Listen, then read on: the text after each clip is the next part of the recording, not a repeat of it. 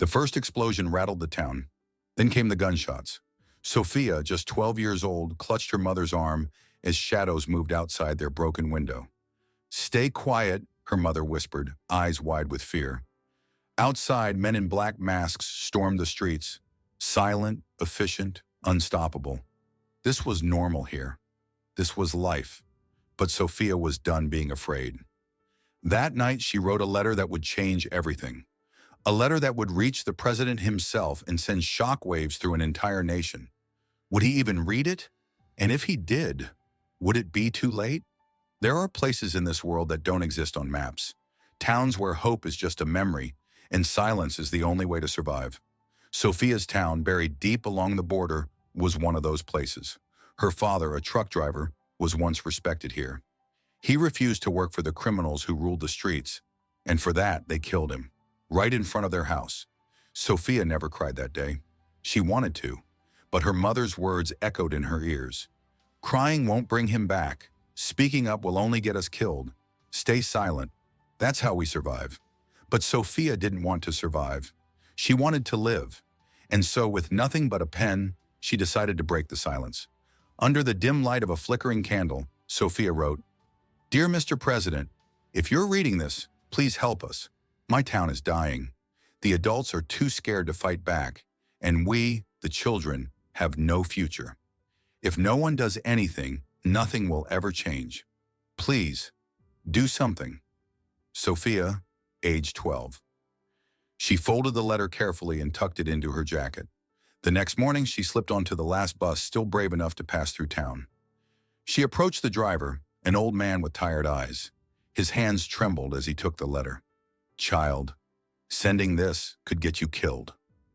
Sophia lifted her chin. "Not sending it already has." The bus rumbled out of town, carrying her last shred of hope with it. Would the letter reach its destination, or would it disappear, like everything else in this town? Sophia's letter didn't just reach the president, it passed through hands that mattered. A journalist, hardened by years of exposing hidden corruption, opened the envelope.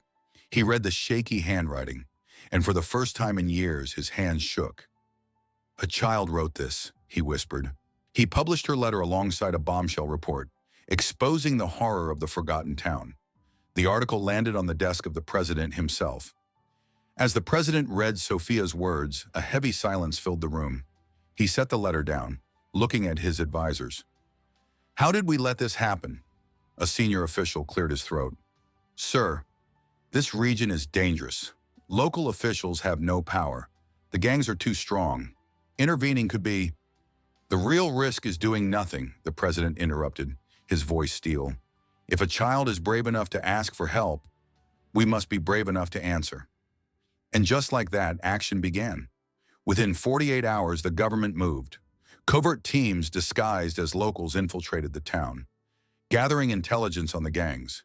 Special forces prepared for a raid, targeting the gang's headquarters.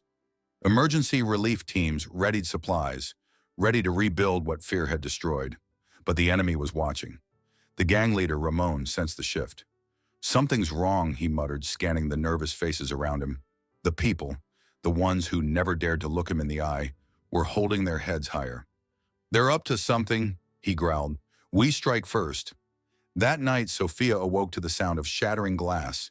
She ran to the window just in time to see men shoving her mother into the back of a truck. Her heart pounded. "Mom!" she screamed, but the truck roared away, disappearing into the darkness. Sophia could have crumbled. She could have given up. Instead, she grabbed her father's old scarf, wiped her tears, and ran. Straight to the only people who could help. The undercover team sent by the president. "I know where they took her," she said, breathless, standing before the commanding officer. "I can help."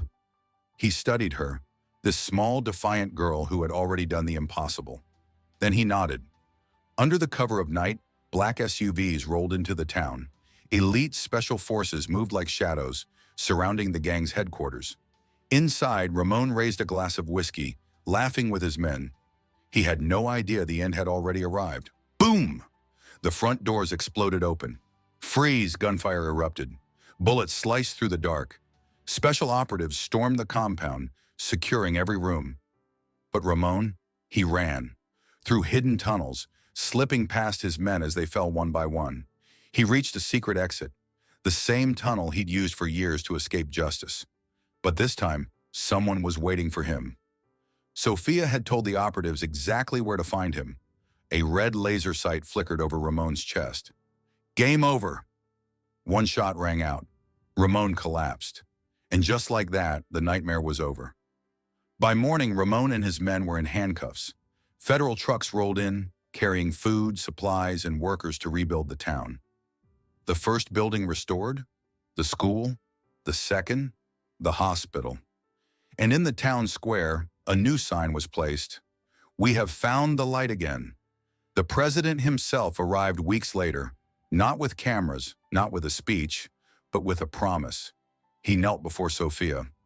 You reminded the world, he said, that even the smallest voice can bring the biggest change. Tears filled her mother's eyes. The entire town stood, no longer afraid. That day, they didn't just rebuild buildings, they rebuilt hope. Sophia's story may be fictional, but its message is very real.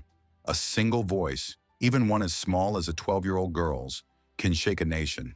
And sometimes the only thing stronger than fear is courage. If this story moved you, share it. Comment your thoughts below. Would you have written that letter? Subscribe for more stories that remind us that even the smallest acts can change the world. Because sometimes, hope is just one letter away.